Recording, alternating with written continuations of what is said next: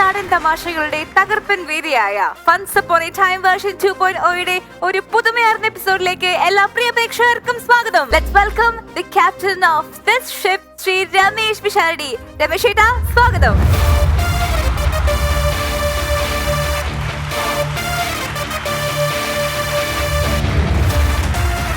നമസ്കാരം.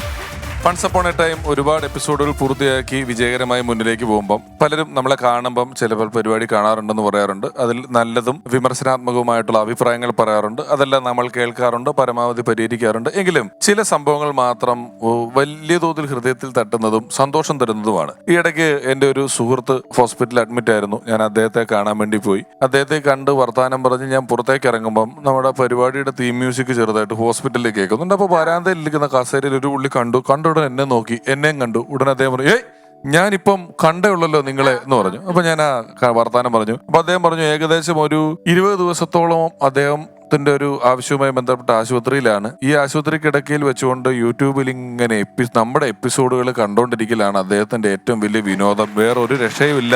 അത്തരത്തിൽ അറിഞ്ഞും അറിയാതെയും ഒക്കെ ഒരുപാട് പേര് ഇത് കാണുന്നു. അവരുടെ ടെൻഷനുകളിൽ നിന്ന് മാറുന്നതിന് വേണ്ടി ഈ പരിപാടി ഉപയോഗിക്കുന്നു എന്നറിയുന്നതെല്ലാം വലിയ സന്തോഷം. ഇന്ന് ഫൺസ് അപ്പോൺ എ ടൈമിന്റെ ഈ ടെൻഷൻ ഫ്രീ യാത്രയിൽ നമ്മളോടൊപ്പം എത്തുന്നത് അത്ര കണ്ട് ടെൻഷനുകൾ ഇല്ലാത്ത ഒരു നടൻ. അത് അദ്ദേഹത്തിന്റെ കരിയറിലും അദ്ദേഹത്തിനില്ല, വ്യക്തി ജീവിതത്തിലും അദ്ദേഹത്തിനില്ല. കാരണം അദ്ദേഹം എല്ലാ കാര്യങ്ങളെയും ഒരു പോസിറ്റീവ് നോട്ടിൽ എടുക്കുകയും അദ്ദേഹത്തിന്റെ ആ സ്വഭാവ സവിശേഷത കൊണ്ട് തന്നെ വർഷങ്ങളായി മലയാളികൾക്ക് പ്രിയപ്പെട്ട ഒരാളായി തുടരുകയും ചെയ്യുന്ന ഒരു വെഴ്സറ്റൈൽ ആക്ടറാണ്. ഒരുപാട് കഥാപാത്രങ്ങളിലൂടെ മലയാളികളുടെ മനസ്സിൽ ചിരപ്രതിഷ്ഠ നേടിയ, ഏറെ ബഹുമാനിക്കുന്ന, ആദരിക്കുന്ന ആ പ്രിയപ്പെട്ട താരം സ്നേഹത്തോടെ സ്വാഗതം ചെയ്യുന്നു, മനോജ് കെ ജയൻ.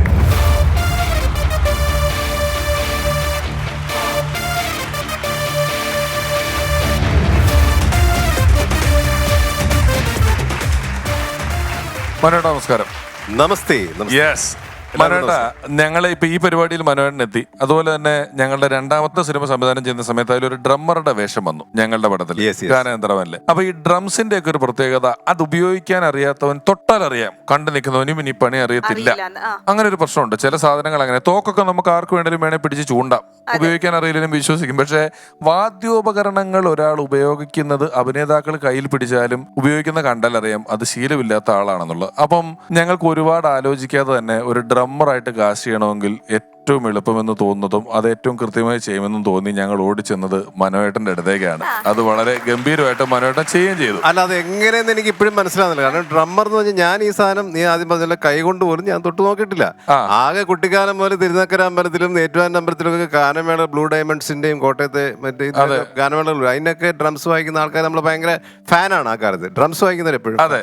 അപ്പൊ അതിലേക്ക് കൂടുതലൊരു കോൺസെൻട്രേഷൻ അക്കാലത്തുണ്ട്. അപ്പൊ അന്ന് കണ്ടിട്ടുള്ള ഇവരുടെ ജസ്റ്റേഴ്സും ബോഡി ലാംഗ്വേജും ഒക്കെ മനസ്സിൽ കയറ്റി വെച്ചിട്ടുള്ള അനുഭവം മാത്രമേ ഉള്ളൂ. അതങ്ങോട്ട് നിന്റെ പടത്തിൽ പ്രയോഗിച്ചതാണ്. അല്ല, പക്ഷേ പ്രശ്നമുള്ള ഒരു ഏരിയയാണ്. ഇങ്ങനത്തെ പ്രയോഗങ്ങളിൽ പ്രശ്നം വരുന്ന ഒരു ഏരിയയാണ് ഈ വാദ്യോപകരണങ്ങൾ ഉപയോഗിക്കുക എന്ന് പറയുന്നത്. അത് വളരെ അത്ഭുതം തോന്നുന്ന വിധം ഞങ്ങൾ പിന്നീട് പടം കാണുമ്പോഴും എന്റെ പോസ്റ്റ് പ്രൊഡക്ഷൻ ഇറങ്ങുമ്പോൾ എല്ലാം ഞാൻ പറയും, എത്രയോ സ്ഥലങ്ങളിൽ പാട്ടിനൊപ്പം ഇരുന്ന് വായിക്കുന്നുണ്ട് കൃത്യമായിട്ട്. അതിന് ശരിക്കും ഞാൻ അതിന്റെ മാച്ച് ചെയ്ത് പോയാണ്. സത്യം പറഞ്ഞാൽ 2 ദിവസം ഷൂട്ടിംഗ് കഴിഞ്ഞു. ഞാനിത് എന്തൊക്കെയോ ചെയ്തു. പിഷാരടി പ്രത്യേകിച്ച് ഒരു അഭിപ്രായം പറഞ്ഞില്ല. അപ്പൊ ഞാനത് കുഴപ്പമാണോ, ഈ ഡ്രംസിന്റെ എന്റെ ശരിയായിട്ടുണ്ടോ അറിയാനൊന്നും പറഞ്ഞില്ല, പിഷു ഒന്നും പറഞ്ഞില്ലല്ലോ. 2 ദിവസം കഴിഞ്ഞപ്പോഴത്തേക്കും റഷോ അങ്ങനെ എന്തോ കുറച്ച് കണ്ടിട്ട് എന്നെ വിളിച്ചു, മനോട്ടാ ഡ്രംസ് കലക്കി കേട്ടോ, നിങ്ങളത് കറക്റ്റ് ആയിട്ട് അങ്ങനെ ഒരാൾ ചെയ്യുന്ന പോലെ. ഞാൻ എത്രയോ വർഷം ഗാനമേളയുടെ ഇടവേളയിൽ മിമിക്രി കളിക്കാൻ പോയി നിന്നിട്ടുള്ള ആളാണ്. ചെറിയ പടിയെടുത്ത് അതേ മുട്ടിക്കൊണ്ട് ഇങ്ങനെ നിൽക്കുന്ന ഒരാളാണ്. അപ്പൊ എനിക്ക് അതിന്റെ ഒരു ജസ്റ്റേഴ്സ് കണ്ടാൽ അറിയാം. അതുപോലെ തന്നെ ലൈവ് ഓർക്കസ്ട്ര വായിച്ചിട്ടുള്ള ഒരു ഫൈറ്റ് സീൻ ഉണ്ട് അതിനകത്ത്. അതെ, അതും വളരെ റെയർ ആയിട്ടുള്ള ഒരു സീനാണ്. ആ സീനിനെ ഒക്കെ എലിവേറ്റ് ചെയ്യുന്നതിനകത്ത് മനോയേട്ടന്റെ ഒരു കോൺട്രിബ്യൂഷൻ വളരെ വലുതാണ്. മാത്രമല്ല റീ റെക്കോർഡിംഗ് പിന്നെയല്ലേ ഇത്, ഇതിനകത്ത് തന്നെ ഫൈറ്റ് നടക്കുമ്പോൾ ലൈവായിട്ട് നമ്മൾ വായിച്ചിടാം. റീ റെക്കോർഡിംഗ് പിന്നെയാണ് വെച്ചേക്കുന്നത്. ഡയറക്ഷന്റെ മികവാണ് കേട്ടോ. പിന്നെ മമ്മൂക്കയുടെ ഒപ്പമുള്ള മനോയേട്ടന്റെ കോമ്പിനേഷൻ, കാരണം മമ്മൂക്കയും മനോജേട്ടനും ബിഗ് ബി ആണെങ്കിലും ദളപതി ആണെങ്കിലും പഴശ്ശിരാജയാണെങ്കിലും നിങ്ങളുടെ ഒരു കോമ്പിനേഷൻ, മായാവി, രാജമാണിക്യം തുടങ്ങി നിങ്ങളുടെ ഒരു കോമ്പിനേഷൻ വളരെ രസമുള്ള കോമ്പിനേഷനാണ്. ആ കോമ്പിനേഷനിലെ രസകരമായ എന്തെങ്കിലും ഒരു ഓർമ്മ മമ്മൂക്കയുമായിട്ടുള്ളത് പങ്കുവെക്കാനുണ്ടോ? ഒരുപാട് അനുഭവമുണ്ട്. എല്ലാം എന്നാ പറയാ, പഴശ്ശിരാജ സമയത്ത് ഉള്ള കഥ ഞാൻ കേട്ടിട്ടുണ്ട്. അതെന്താണ് നീ കേട്ടത്? കേട്ട കഥ ആദ്യം കേട്ട കഥ പറയൂ. അല്ല, ഞാൻ കേട്ട കഥ എന്ന് പറയുന്നത് ഈ ഗാഡ്ജറ്റ്സ് ഇറങ്ങിക്കഴിഞ്ഞാല് അത് ഫസ്റ്റ് ഗിഫ്റ്റ് കിട്ടുന്ന ആള് മമ്മൂക്കയാണ്. തീർച്ചയായിട്ടും. അത് ഇപ്പൊ ഐഫോൺ ഒക്കെ മമ്മൂക്കയോട് ചോദിച്ചിട്ടാണോ ഇറക്കുന്നതെന്ന് വരെ ഞാൻ സംശയിക്കുന്നുണ്ട്. ഇവര് കൊണ്ടൊരെണ്ണം കൊടുക്കുന്നുണ്ട്. ഇറങ്ങലും അത് അങ്ങ് ജർമ്മനിയിൽ ഇറങ്ങി എന്നൊക്കെ പറയുന്ന കേട്ട് നമ്മൾ മമ്മൂക്കയെ കാണുമ്പോൾ അതും കൊണ്ടുവരും. അപ്പൊ അങ്ങനെയുള്ള നമ്മുടെ ഗുരുവിന്റെ അടുത്തേക്ക് പഴശ്ശിരാജരെ തലക്കോണം ലൊക്കേഷനിൽ കൊടുങ്കാടാണ്. അപ്പൊ 2 ഷെഡ്യൂൾ കഴിഞ്ഞു. മദ്രാസിൽ ഒരു ഷെഡ്യൂൾ കഴിഞ്ഞു, പിന്നെ കണ്ണൂർ ഒന്ന് കഴിഞ്ഞു. തലക്കോണം ഞാൻ തിരുപ്പതി അടുത്താണ്. അപ്പൊ ഞാൻ അവിടെ ചെല്ലുമ്പം സുരേഷ് കൃഷ്ണ കാരവനിലുണ്ട്. ഞാൻ ചെല്ലുമ്പോ അവനുണ്ട്. അപ്പം ഞാൻ മമ്മൂക്ക എവിടെടാ? നമുക്ക് ഷൂട്ടിങ് അപ്പൊ ഞാൻ നിനക്ക് ഇതുവരെ വർക്ക് വന്നില്ലേ? 7 മണി വെയിറ്റ് ഒരു മനുഷ്യ പോലും വിളിക്കാൻ. ഞാൻ ചോദിച്ചു നിനക്ക് നീ എപ്പോ വന്ന്? ഞാൻ 7 മണിക്ക് വന്നു. ഞാൻ വെച്ച് വർക്ക് വന്നില്ലേ? 7 മണി വെയിറ്റ് ചെയ്യുന്നു, ഒരു മനുഷ്യ പോലും വന്ന് വിളിക്കാം. ഒരു മനുഷ്യ പോലും അന്നൊക്കെ പറഞ്ഞാൽ. അപ്പൊ ഞാൻ പറഞ്ഞടാ നീ പുതിയ ഫോൺ കണ്ടോ? അപ്പൊ ഞാൻ പുതിയ ഫോണുമായിട്ട് വന്നിരിക്കുക. മമ്മൂക്കടയിൽ ഓൾറെഡി ഉറപ്പായിട്ട് കാണുമല്ലോ, അത് പറയേണ്ട ആവശ്യമില്ല. കൊടുങ്കാടാണ്, ഒരു മാർഗവും ഇല്ല. ഞാൻ 2 ഫോണും, ഒരു ഐഫോണും അന്നിറങ്ങിയ നോക്കിയ എന്നിങ്ങനെ അത്യാവശ്യം തിളങ്ങി നിൽക്കുന്ന സമയം. ഇത് രണ്ടും പുതുതായിട്ട് ഇറങ്ങി, ഇമ്മീഡിയറ്റ് ഇറങ്ങി. ഇന്നലെ ഇറങ്ങി, ഇന്നെന്റെ കയ്യിലായി. ഈ കൊടുങ്കാട്ടി വന്നിരിക്കുകയാണ്. അപ്പം ഞാൻ ഇവനെ കാണിച്ചപ്പോ നമുക്ക് കാണിക്കണ്ടേ? ഞാൻ പുള്ളി കാണുന്നതൊക്കെ വാ കാണിക്കാം. നേരെ ചെല്ലുന്നു. നമുക്ക് ആ കാട്ടിനകത്തിരിക്കുക. ചെറിയ മൂടോട്ടാണ്, നല്ല മൂടാണ്, നല്ല രസമാട്ടോ. അപ്പൊ ചെല്ലുമ്പം ഞാൻ നോക്കാം. നമസ്കാരം, എപ്പോ വന്നു? ഞാൻ ഇപ്പൊ വന്നോളൂ. പുതിയ ഫോൺ നമുക്ക് കാണുമല്ലേ? അതെനിക്ക് 2 ദിവസം കഴിയും, അത് ദുബായിൽ നിന്ന് വരുന്നുള്ളൂ. ഞാൻ ഒന്ന് ഞെട്ടി, ഞാൻ കൊണ്ടൊന്നും പോയി.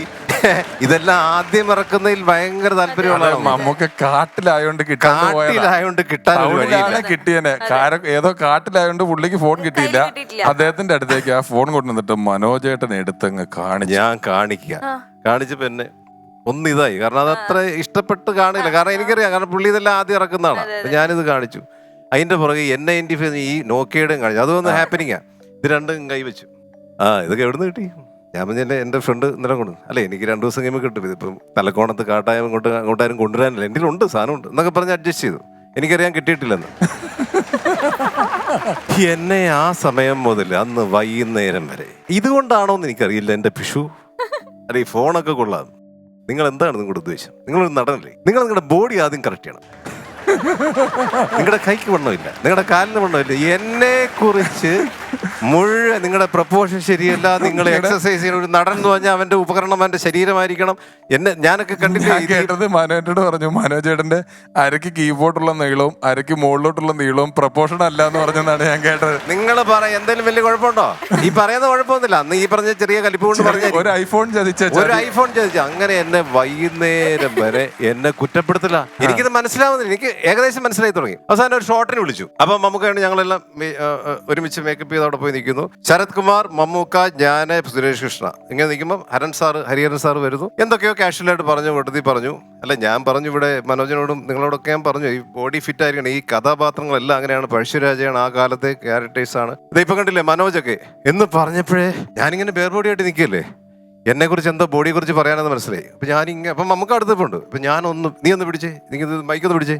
ഞാൻ കുറച്ച് ഇങ്ങനെ ഒന്ന് വയറ് പോകത്തോട്ട് പിടിച്ച് ഞാൻ ഇങ്ങനെ ഒന്ന് ഒരു ഭയങ്കര സ്റ്റൗട്ടായിട്ടൊന്ന് തലക്കൽ ചെന്തൂർ. കാരണം എന്നെ കുറിച്ച് എന്താ പറയാൻ പോകുന്ന മനസ്സിലായി. ഞാൻ ഇങ്ങനെ ഒന്ന് എയർ വിടാൻ പറ്റാതെ നിൽക്കുക. അപ്പം സാറ് പറഞ്ഞു, ഇപ്പൊ മനോജിനെ കണ്ടില്ലേ? ഞാൻ പറഞ്ഞു അയാളൊക്കെ ചെയ്തിട്ടുണ്ട്, അയാളൊക്കെ എന്തോ ചെയ്തിട്ടുണ്ട്, നല്ല ഈ ജിമ്മായിട്ട് എന്തോ. മനോജ് ചെയ്തില്ലേ? ഞാൻ കുറച്ച് ചെയ്തതാ, എവിടെ ഒരു ഭാഗം ചെയ്ത് നടന്നിട്ട് പോലും. ഉടനെ മമ്മൂക്ക അടുത്ത് പറയാ, ഇത് ഹരൻ സാർ പറ എന്നോട് പറയാം. മനോജിനെ കണ്ടില്ല? നന്നായിട്ട് മനോജിനെ കണ്ടില്ലേ? നന്നായിട്ടുണ്ടോ? പുള്ളി നന്നായിട്ട് ഭംഗിയായിട്ട് ചെയ്തിട്ടുണ്ട്. എന്ത് നന്നായിട്ടുണ്ട് സാർ? എന്റെ പൊന്ന് സാർ, ഒരു ഇല കുനിഞ്ഞെടുക്കുന്ന ഞാൻ ഇതുവരെ കണ്ടിട്ടില്ല. ഒരു ഇല കുനിഞ്ഞെടുക്കുന്ന എന്റെ അപ്പത് പറയേണ്ട ആവശ്യമുണ്ടോ? ഒരു കാര്യമില്ല. പറയേണ്ട ആവശ്യം തലക്കൻ ചെന്ന് എന്റെ ഏറ് മുഴുവൻ പോയി. ഞാൻ ഇങ്ങനെയായി പോയി. അങ്ങനെയൊക്കെ എന്നെ പറഞ്ഞു ഞാൻ അവസാനം സുരേഷ് കൃഷ്ണോട് ചോദിച്ചാൽ മനസ്സിലാവും. ഇതെല്ലാം കഴിഞ്ഞ് 6 മണിയായപ്പോ കാരവനി വന്നു. ഞാനിത് രാവിലെ മുതൽ സഹിക്കില്ലേ. ഞാൻ നേരെ കയറി നമുക്കാ ഞാൻ രാവിലെ മുതൽ ഇത് കേൾക്കുക. ഞാനൊരു കാര്യം ചോദിക്കട്ടെ, എന്റെ ഈ 2 ഫോണും തിരിച്ചു കൊടുത്താലെങ്കിലും എന്റെ പ്രപ്പോഷനും ശരിയാക്കി തരും എന്ന് ചോദിച്ചു. അപ്പം നമുക്ക് ചിരിച്ച്. അത് ആ ഹ്യൂമർ സെൻസ് ഇഷ്ടപ്പെട്ടത്. ഞാൻ നിങ്ങളെ അതൊന്നും ഉദ്ദേശിച്ച് പറഞ്ഞല്ലേ, ഞാൻ നിങ്ങളെ ആക്ടർ എന്ന് പറഞ്ഞാൽ ഒരു സാധനം ഇങ്ങനെ അതൊക്കെ ഉണ്ടാവില്ല. ഫോണിന്റെ കുഴപ്പമില്ല. അപ്പൊ അത് കുഞ്ഞുങ്ങളുടെ മനസ്സാണ് കേട്ടോ.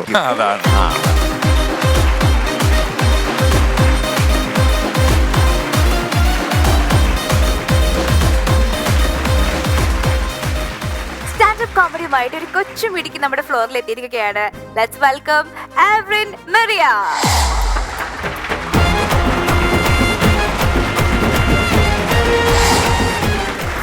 ഹലോ. സുന്ദരിക്കുട്ടി എന്തോ ഏത് സ്കൂളിൽ പഠിക്കുക? സെന്റ് മേരീസ്. സെന്റ് മേരീസ്. ഏത് ക്ലാസ്സിലാ? 2C. 2Cയിലാണ് പഠിക്കുന്നത്. 2C. മുദ്ര ശ്രദ്ധിക്കണമായിരുന്നു, മുദ്ര അല്ലേ മോളെ? പേരൊന്നോട് പറയോ? ആവറിൻ മരിയ. ആപ്പിൾ മരിയോ? ആവറിൻ മരിയ. ആവറിൻ മരിയ. ആഹാ, ആവറിൻ മരിയക്ക് ആരാ മുടി ഇങ്ങനെ കെട്ടി തന്നത്? അമ്മ. ഇത് ഈ രാജുവും രാധയിലെ രാധയുടെ ഹെയർ സ്റ്റൈലാണ്. രാജുവും രാധ ആരാന്നറിയോ? മായാവിന്റെ അകത്തുള്ള. മിടുക്കി. മായാവി സിനിമ കണ്ടിട്ടുണ്ടോ മോള്? മമ്മൂക്കയുടെ ആ മായാവിയിൽ അങ്കിളൊരു മായാവിയായിട്ടൊക്കെ ഇടയ്ക്ക് ഇങ്ങനെ വന്ന് കുഴപ്പക്കാരനായിട്ട് വന്ന് പോകുന്നുണ്ട്. കേട്ടോ, അങ്കിള് ഒരു ചെറിയ മായാവിയാണ്.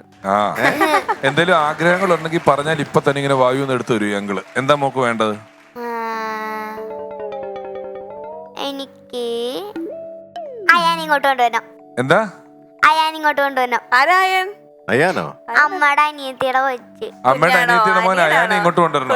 അവനെ അയാൻ വായു നിക്കില്ലല്ലോ. അത് അവനെ വായു നിക്കുന്നവരെ എനിക്ക് തരാമില്ല. അയാൻ എവിടെയോ അവിടെ അടുക്കള നിക്കില്ലേ? അയാനെ നമുക്ക് ഫോണിൽ വിളിച്ചാ വരും. വേറെന്തെങ്കിലും ആഗ്രഹങ്ങൾ പറഞ്ഞാൽ അപ്പൊ തന്നെ അങ്കിള് മാജിക് കൊണ്ട് അടിക്കൊന്നും വരൂല. ദുബായിലല്ലേ പോയേക്കണത്. അവിടം വരെ കൈ നീളില്ല. ദുബായ് വരെ എന്റെ കൈ നീളണ്ടേ? അല്ല, മോളൊരു കാര്യം ചെയ്യും, വേറെ എന്തെങ്കിലും ഒരു സാധനം പറ. അപ്പൊ എന്തെങ്കിലും സാധനം. Little chief set. Little chef set. Little chef set. Cooking set ഇല്ലേ? Kitchen set. ചെറിയ ഗ്യാസ് സ്റ്റവും ചെറിയൊരു ഗ്യാസ് സിലിണ്ടറും 2 പാത്രവും സാധനങ്ങളും. Gas stove. അതാണോ വേണ്ടത്? അത് നമുക്ക് റെഡിയാക്കി തരാം, മാജിക് റെഡിയാക്കി തരാം കേട്ടോ. പരിപാടി ഗംഭീരാവുകയാണെങ്കിൽ ഒരു ലിറ്റിൽ ഷെഫ് തീർച്ചയായിട്ടും കുറച്ച് അടുക്കള കലവറ സാധനങ്ങൾ വാങ്ങിച്ചത് കേട്ടോ. സൂപ്പറായിട്ട് ചെയ്യണം. എന്റെ ഭാര്യയുടെ അച്ഛൻ എന്റെ നടുക്കലത്തെ മോന്റെ പിറന്നാളിന് വന്നിട്ട് വെറുതെ ഇതുപോലെ ചോദിച്ചു, എന്നാടാ വേണ്ടേ, പിറന്നാളല്ലേന്ന് ചോദിച്ചു. അപ്പൊ പുള്ളി ഒരു പി ഒരു ബലൂൺ, കൂടിപ്പോയാൽ ഒരു മൗത്ത് ഓർഗൻ, അറ്റ കൈക്ക് ഒരു കാറ്, റിമോട്ട് കാറ് വരെ പ്രതീക്ഷിച്ചിട്ട് പുള്ളി ചോദിച്ചു, എന്നാടാ നിനക്ക് വേണ്ടേ എന്ന് ചോദിച്ചു. പിന്നെ ഇങ്ങനെ ആലോചിച്ചു, എനിക്കൊരു ലാപ്ടോപ്പ് മേടിച്ചു എന്നാ മതി. പുള്ളി ഡോറും തുറന്ന് ഒരു ഓട്ടോ ഓടിയിട്ട് 2 ദിവസമായിട്ട് വീട്ടിൽ വന്നിട്ടില്ല. പിറന്നാൾ കഴിഞ്ഞിട്ട് വീട്ടിൽ വന്നേ.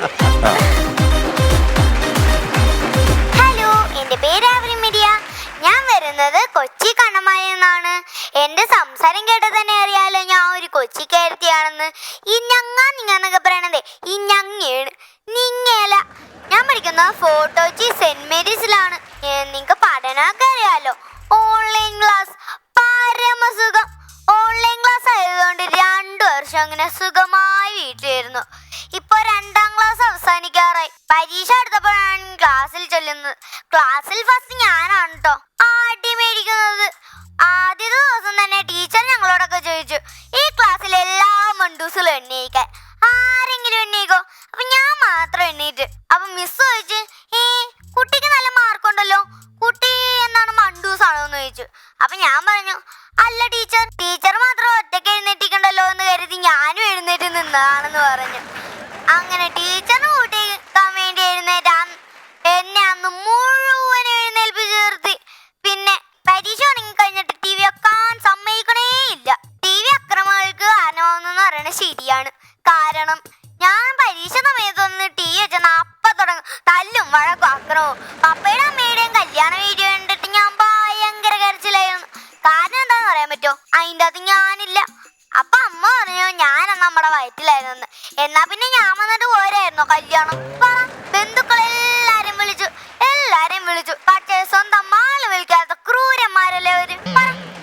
കൊടും ക്രൂരതയാണ്. ഈ അനീതിക്കെതിരെ മോള് പോരാടണം. അതുകൊണ്ട് ഞാനൊരു തീരുമാനം എടുത്ത്, എന്റെ കല്യാണത്തിന് ഞാൻ അവരെയും വിളിക്കൂല. പിന്നെ ഞാൻ അമ്മനോട് ചോദിച്ചു, അമ്മ എല്ലാ കല്യാണ പെണ്ണുങ്ങളും എന്തിനാ വെള്ള വസ്ത്രം ഇട്ടിരിക്കുന്നത്? അപ്പൊ അമ്മ പറഞ്ഞു, അത് അവരുടെ ഏറ്റവും സന്തോഷമുള്ള ദിവസമല്ലേ, അതുകൊണ്ടാണ് അവര് വെള്ള വസ്ത്രം ഇട്ടിരിക്കുന്നത്. അപ്പൊ എനിക്കൊരു കാര്യം മനസ്സിലായി. വെറുതെ അല്ല പപ്പ കറുത്ത കോട്ടും കറുത്ത പാൻറ്റും ഇട്ടിരിക്കുന്നത്. അന്ന് പപ്പയുടെ സങ്കട ദിവസം തന്നെ. പപ്പ കോട്ടൊക്കെ ഇട്ടാലും പപ്പ മലയാളിയാണ്. മലയാളം മാത്രം അറിയാവുന്നൊരു മലയാളി. ഞാൻ ഇംഗ്ലീഷും എല്ലാം പഠിക്കാതിരിക്കുമ്പോ പപ്പ എഴുന്നേറ്റ് അങ്ങോട്ട് പോകും. പപ്പ അമേരിക്കയിലൊന്നും എനിക്കത് ഭാഗ്യം. കാരണം പപ്പക്ക് ഇംഗ്ലീഷ് അല്ലല്ലോ, മലയാളം മാത്രമേ അറിയുള്ളൂ. എന്തു പറഞ്ഞാലും പപ്പക്കൊരു ഇലക്ട്രിക് ഷോപ്പ് ഉണ്ട്. ആ ഇലക്ട്രിക് ഷോപ്പിൽ എവിടെ തൊട്ടാലും പപ്പ പറയും, അവിടെ തൊട്ടാ ഷോക്ക് അടിക്കും, ഇവിടെ തൊട്ടാ ഷോക്ക് അടിക്കും എന്നൊക്കെ പറഞ്ഞിട്ട് എന്നെ കൊണ്ട് ഒന്നും ചെയ്യാൻ സമ്മതിക്കില്ല. എനിക്കാണെങ്കിൽ ഈ ഷോക്ക് എന്താണെന്ന് അറിയാനും മേല. അങ്ങനെ ഒരു ദിവസം പപ്പയായിരുന്നു ഉറങ്ങണായിരുന്നു. അപ്പൊ വീട്ടിൽ ഫ്രൈ ചെയ്യാൻ വാങ്ങിയൊരു കാടക്കോഴി ഞാൻ കൊല്ലാൻ സമ്മതിക്കാത്തോണ്ട് എനിക്കിപ്പോ വളർത്താൻ നിന്ന് പത്തിനൊന്ന് ഷോക്ക് എടുത്ത് ചോക്കാലോ എന്ന് കരുതി. എന്നിട്ട് കാടക്കോഴി എടുത്ത് കുരിയഷ്ണം വയറും എടുത്ത് പ്ലഗിനെടുത്തേക്ക്. പപ്പ കിടക്കണ ബെഡിന്റെ അടുത്താണ് ഈ പ്ലഗ് ഉള്ളത്. അവിടെ ചെന്ന് വയറെടുത്ത് പ്ലഗിൽ കുത്തി സ്വിച്ച് ഓൺ ചെയ്ത് കാടക്കോഴിയെ ഒന്ന് പതിയെ മുട്ടിച്ച്. കാടക്കോഴിക്കാണെങ്കിൽ ഇല്ല. ഇനി എനിക്കൊരു സംശയം, ഇനി കറണ്ട് ഇല്ലേ? ഞാനും തൊട്ട് നോക്കാൻ പോയി. പിന്നെ ഞാൻ വിചാരിച്ചു വേണ്ട വേണ്ട, എപ്പോഴും പപ്പ പറയണല്ലേ അവിടെ തൊട്ടാ ഷോക്കടിക്കും ഇവിടെ തൊട്ടാ ഷോക്കടിക്കും എന്നൊക്കെ പറഞ്ഞിട്ട്. അതുകൊണ്ട് ഇത് വലിയ സാധനമൊന്നും എനിക്ക് മനസ്സിലായി. അതുകൊണ്ട് ഞാനിത് തൊട്ടാൻ പോയില്ല. പപ്പയിലെ അടുത്തിറങ്ങണ പപ്പനെ ഒന്ന് ചെറുതായിട്ട് ചെന്നൊന്ന് മുട്ടിച്ചു. പപ്പ മച്ചമീൻ കിടക്കണല്ല ഒരു പെടയും പിടിച്ച് താഴെ വീണിട്ട് അവിടെ നിന്ന് എഴുന്നേറ്റ് അങ്ങോട്ട് ഓടി. പപ്പയും ഓടി, ഞാനും ഓടി, എന്റെ പറയാ ആ കുഞ്ഞു കോഴിയും. എന്നിട്ട് പപ്പ തിരിച്ചു വന്ന് കാഴ്ചണ്ട് അമ്മനോട് ചോദിക്കണ ഇവിടെ എന്താ സംഭവിച്ചെന്ന്. അപ്പോഴേക്കും പതിയെ നിങ്ങൾ പുഷ്പേന്റെ സിനിമയൊക്കെ കണ്ടിട്ടുണ്ടാവില്ല, പതിയെ പതിയെ പോണം, അതുപോലെ പതിയെ പതിയെ ഞാൻ അവിടെ നിന്ന് മുങ്ങിക്കളഞ്ഞു. പിന്നെ എന്താണ്, ഇതൊക്കെയാണ് എന്റെ വെറുതെകള്. ഇതിനേക്കാളും മുട്ടം വെറുതെ ആയിട്ടൊരാളുണ്ട്, ആലംകുട്ടൻ. അവൻ എന്റെ അനിയനാണ്. അവനെന്താണ് ഇതുപോലെ അധികം ദൂരമൊന്നുമില്ല ഈ സ്കൂളിലൊക്കെ പോനെ. അതുകൊണ്ട് അത് നടന്നു പോയിക്കോളൂ. ഈ നടന്നോണ വഴിക്ക് എന്തെങ്കിലും എടുത്ത് എന്തെങ്കിലും താഴെ വീഴാൻ വേണ്ടി ഇവനൊരു എന്താണ് മാങ്ങട്ടോ വേറെക്കേട്ടോ എന്തെങ്കിലും ഒരു കല്ലേറി എന്റെ അപ്പുറത്തെ വീട്ടിലെ ആൾക്കാർ ചില്ലും പൊട്ടു. അങ്ങനെ അവരുടെ അത് തയ്ക്കാൻ വയ്യാതെ അവനെ കൊണ്ടൊരു ബസ്സിലാക്കി. ആ ബസ്സിലാക്കിയാത്ത ദിവസം തന്നെ ബസ് എന്നൊരു പോസ്റ്റ് ഇടിച്ചു. പാവൻ ഡ്രൈവറുകൾ ആശുപത്രിയിലായി. അവിടെ സംഭവിച്ചെന്നറിയാമോ? ഇവനെ ഓടിക്കൊണ്ടിരിക്കണ ബസ്സിന്റെ ഓണറായ ഡ്രൈവറുകളുടെ കണ്ണൂരിട്ട് ചോദിക്കുക ആരാണെന്ന് പറയാമോന്ന്. പിന്നെ അവിടെ നടന്ന കാര്യം പറയണ്ടല്ലോ മോനെ. പിന്നെ എന്താണ് ആ സംഭവം കഴിഞ്ഞിട്ട് പപ്പയാണ് അവനെ കൊണ്ടാക്കണത്. എന്റെയും കുസറുകളൊക്കെ നിങ്ങൾ കേട്ടായിരുന്നല്ലോ.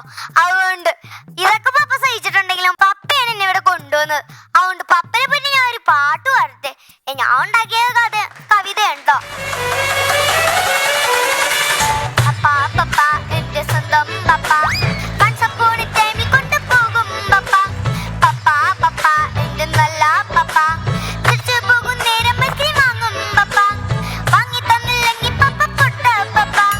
വാങ്ങി തന്നില്ലെങ്കിൽ പപ്പ പൊട്ട പപ്പ. Thank you.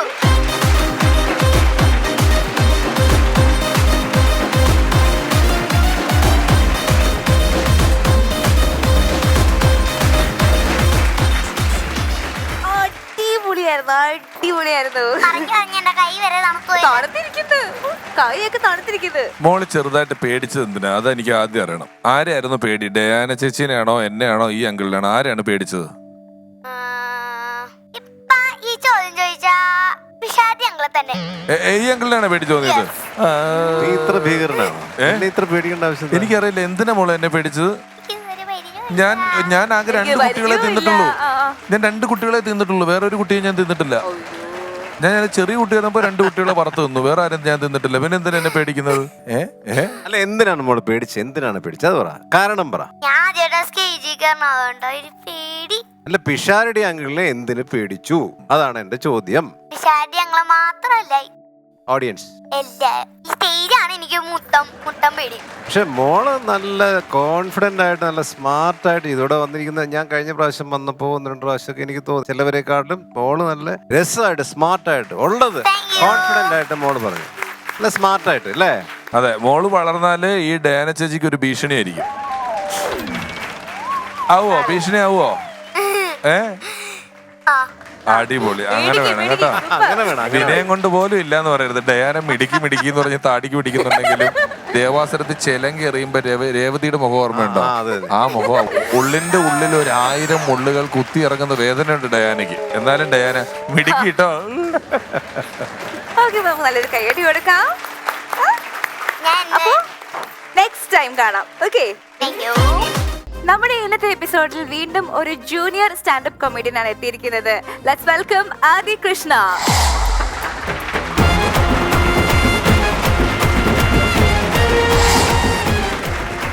ആദി കൃഷ്ണ, മോൻ എവിടുന്നാ വരുന്നേ?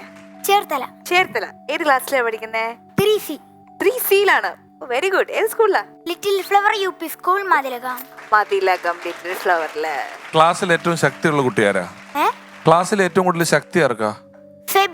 സ്വൈബിനാണ് ഏറ്റവും കൂടുതൽ ശക്തി അല്ലേ? സ്പീഡ് ആർക്കാ? നിനക്ക് സ്പീഡാണ്. അവന് ശക്തി, നിനക്ക് സ്പീഡ്. ഈ ശക്തി എങ്ങനെ മനസ്സിലായി? ഇടിച്ചാ ഫെബിൻ വഴക്കുണ്ടാക്കിയ? പഞ്ച് പിടിക്കും. പഞ്ച് പിടിക്കും. പഞ്ചഗുസ്തി. ഓക്കെ മോനെ, all the best. Krishna fun of Anishka ടേട not the point fun of Anishka ടേട തേർഡ് ഫീ Little Flower UP school Mathilakam English നിർത്തി ഇത് തന്നെ പഠിച്ച 3 ആഴ്ച കൊണ്ടാണ് ഇതെങ്കിലും പറഞ്ഞില്ലെങ്കിൽ മൈ മമ്മീസ് മൈ ഹോമീസ് കടുകുറ കടുകുറ കടുകുറ തന്നെ. ഞാനിവിടെ എത്താൻ കാരണം കുട്ടികൾക്ക് പൊതുവെ ഒരു വിലയില്ലെന്നുള്ളൊരു പ്രതികാരദാഹിയാക്കിയാണ് ഞാനിവിടെ എത്താൻ കാരണം. കുട്ടി എന്നുള്ള നിലയിൽ കയറി വന്നപ്പോൾ തന്നെ ഒരു പടക്കം കൈയ്യടി തരായിരുന്നു. കഴിഞ്ഞ ദിവസം ആന്റിമാരൊക്കെ വന്നെന്ന് പറഞ്ഞപ്പോ കൈയടിച്ച് ചോര വന്ന അങ്കിളുമാരെയൊക്കെ ഞാൻ നോട്ട് ചെയ്തിട്ടുണ്ട്. അവരൊക്കെ ഇപ്പൊ എവിടെയാണാവോ. ഒരു ദിവസം സ്കൂളിൽ പരീക്ഷയിട്ട് ചില സാങ്കേതിക കാരണങ്ങളാൽ എനിക്ക് 0 കിട്ടിയത്. ഞങ്ങളുടെ നാട്ടിലേന് മുട്ടയെന്നും പറയും. ആ മുട്ടയും മേടിച്ചിട്ട് ഞാൻ വീട്ടിൽ വന്നപ്പോഴത്തേക്കും അമ്മ ചോദിക്കും മുട്ടയും മേടിച്ചിട്ട് വന്നിരിക്കണം പൊട്ടൻ എന്നും ചോദിച്ചോണ്ട് എന്നെ പറയാനായിട്ടുള്ളത് ഒന്നുമില്ല. അന്ന് വൈകുന്നേരം അച്ഛൻ പണിയും കഴിഞ്ഞ് വന്നപ്പോ അച്ഛൻ മുട്ട മേടിച്ചിട്ട് വന്നില്ലെന്നും പറഞ്ഞാൽ അച്ഛൻ്റെ നേരെ അവിടെ നമ്മുടെ മുട്ടക്ക് അവിടെ ഒരു വിലയില്ല. ഒരു ദിവസം ഞാൻ വീട്ടിലിരിക്കുകയായിരുന്നു. അമ്മ പണിക്ക് പോയപ്പോ വീട്ടിൽ കരണ്ടില്ല. അപ്പൊ അമ്മ എന്നോട് പറഞ്ഞ് വെള്ളം അടിക്കണം. ഞാൻ സത്യം പറഞ്ഞാൽ ഞാൻ ഗെയിമൊക്കെ കളിച്ചിരുന്ന് വെള്ളം അടിക്കണ കാര്യമൊക്കെ അങ്ങോട്ട് വിട്ടുപോയി. പതിവ് പോലെ തന്നെ വന്നിട്ട് വെള്ളം അടിക്കാൻ പറഞ്ഞാ വെള്ളം അടിക്കില്ലെന്ന് ചോദിച്ചിട്ട് ഭയങ്കര വഴക്ക്. അന്ന് വൈകുന്നേരം അച്ഛൻ പണി കഴിയുന്നപ്പോ അച്ഛൻ്റെ നേരെ നിങ്ങൾ ഇന്നും വെള്ളം അടിച്ചിട്ടാണോ വന്നതെന്ന് ചോദിച്ചിട്ട് അച്ഛൻ്റെ നേരെ.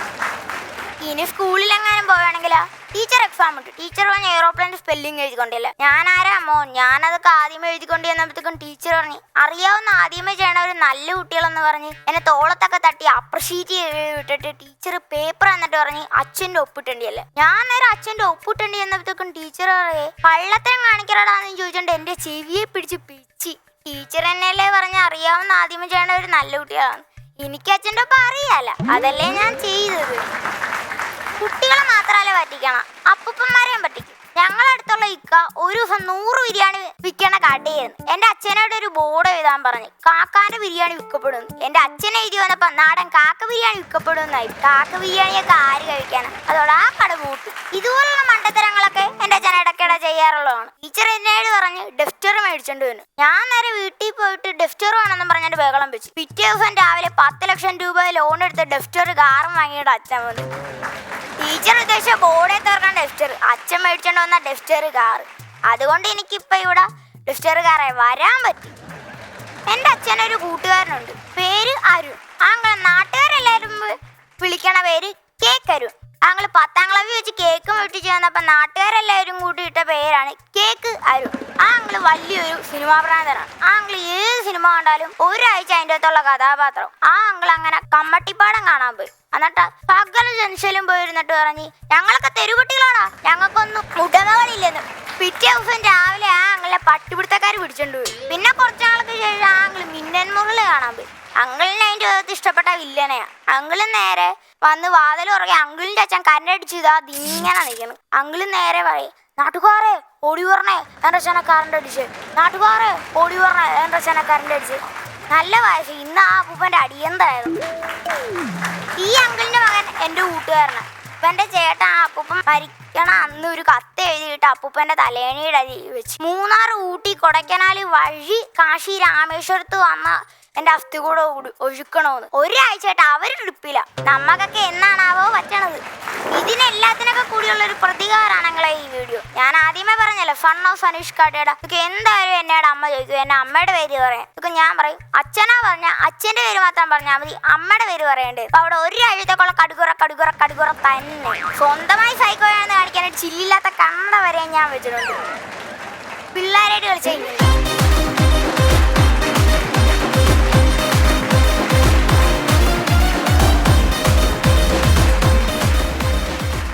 അടിപൊളിയായിരുന്നു മോനെ. തുടക്കത്തിലൊക്കെ എന്തോ ഫൺ ഓഫ് അനുഷ്ക എന്ന് പറയുന്നുണ്ടായിരുന്നല്ലോ, അതെന്താ അത്? Fun of Aneesh Kattukada. അനീഷ് കാട്ടുകട അതാരാ? എന്റെ അച്ഛന്റെ പേര്. ഫൺ ഓഫ് അനീഷ് കാട്ടുകട എന്നാണോ സ്വയം വിശേഷിപ്പിച്ചത്? സൂപ്പർ ആയിരുന്നു പോലെ, ഗംഭീരടാ. അതല്ലേ കഥയിലുടനീളം അച്ഛനാണ് മെയിൻ ക്യാരക്ടർ. അച്ഛനെ വെച്ചാണ് കോമഡി. അച്ഛനാണ് ചിത്രം വരയ്ക്കാൻ. നല്ല തുടക്കം. നല്ല അച്ഛൻ ആ ബിരിയാണി കടയുടെ ബോർഡ് എഴുതിയതൊക്കെ നല്ല തമാശയായിരുന്നു കേട്ടോ. കൊണ്ടാക്കി പറഞ്ഞതാണേലും നല്ല രസമുള്ള തമാശകളാണ് പറഞ്ഞതൊക്കെ. നല്ല പഞ്ചുകളുണ്ടായിരുന്നു. ആരാ പഠിപ്പിച്ചായിരുന്നു ഇതൊക്കെ? അച്ഛൻ തമാശക്കാരനാണോ? അച്ഛൻ തമാശ പരിപാടിയൊക്കെ ചെയ്യാൻ ഫ്ലോറിൽ നല്ല സ്റ്റാൻഡപ്പ് കോമഡി ചെയ്തിട്ടുണ്ട് അനീഷ് കാട്ടുകട. അതാണ് ഈ അനീഷ് കാട്ടുകട കേട്ടിട്ടുണ്ടെന്ന് എനിക്ക് ഭയങ്കര തോന്നുന്നത്. അതെ. അപ്പൊ അത്രയും ഹ്യൂമർ സെൻസ് ഉള്ള ആളായതുകൊണ്ടല്ലേ അച്ഛനെ വെച്ച് എന്നെ വെച്ച് എടുത്തോ കോമഡി എടുത്തോ എന്ന് അത് പറഞ്ഞു. അത് പറഞ്ഞ് മാത്രല്ല, അച്ഛൻ നോക്കിയപ്പം അച്ഛൻ അനീഷ് കാട്ടുകട വന്നിട്ട് ഈ കോമഡി ഒന്നും പറയാൻ പറ്റിയല്ല. പുള്ളിയുടെ കയ്യിൽ കുറെ ചെറുകിട കോമഡികളുണ്ട്. അപ്പൊ തന്നെ മകനെ ഇറക്കി. മകനെ ഇത് നീ പോയി പറ. അങ്ങനെയാണ് അച്ഛൻ പറഞ്ഞത്. എനിക്കറിയാലോ. എനിവേ ഗംഭീര പ്രകടനമായിരുന്നു കേട്ടോ മോനെ. അല്ലേ മോനേട്ടാ? അസലായി ഓക്കെ മോനു, അടിപൊളിയായിരുന്നു കേട്ടോ. All the best.